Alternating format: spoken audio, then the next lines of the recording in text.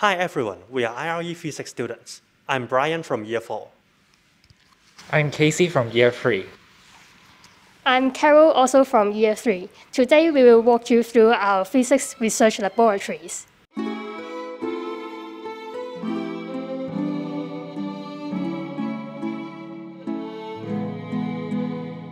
This is the Quantum Optics for Astrophysics and Cosmology laboratory. Currently, we are doing a project on designing a brand new single photon detector for ultra-fast astronomy.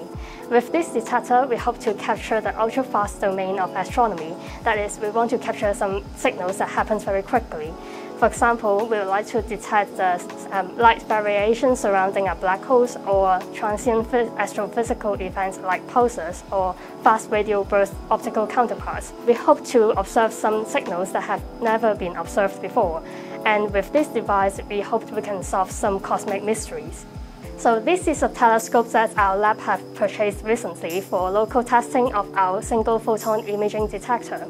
Actually, our project is currently in collaboration with an observatory from Kazakhstan.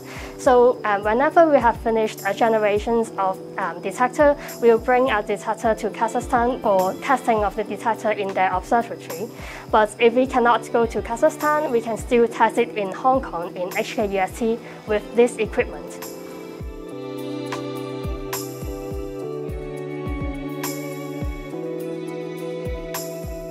I am now in thermodynamics and high pressure laboratory, following Professor Lars in doing research related to superconductors. And here this is the SQUID, which is known as the superconducting quantum interference device. Its aim is to measure some properties of the superconductors.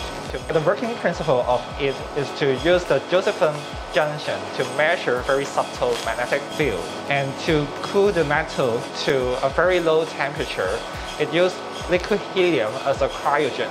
In this temperature, the metal will appear to have some superconducting properties.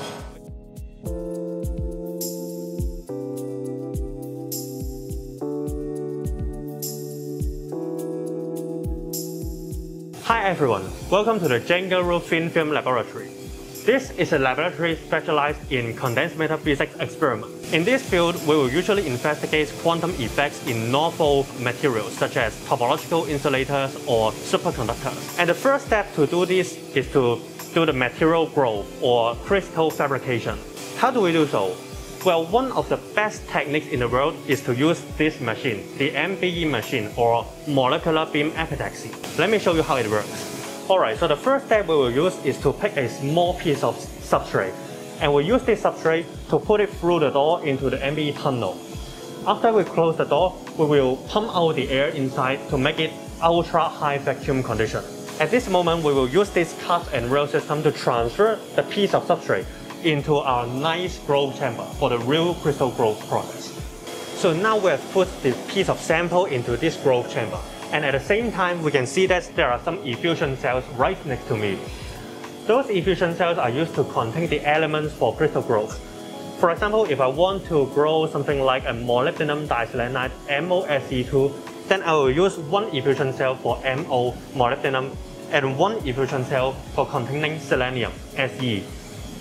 At the time where crystal growth starts, we will heat up these effusion cells, heat up their filaments, and make them eject the molecular beams right hitting the surface of the substrate, such that they will react at the surface of the substrate and form the products we desire. Now we can also see that there is a RHEED read system for monitoring the crystal growth process by looking at their diffraction pattern. And we can also look at this window to see through if anything goes wrong for the crystal growth.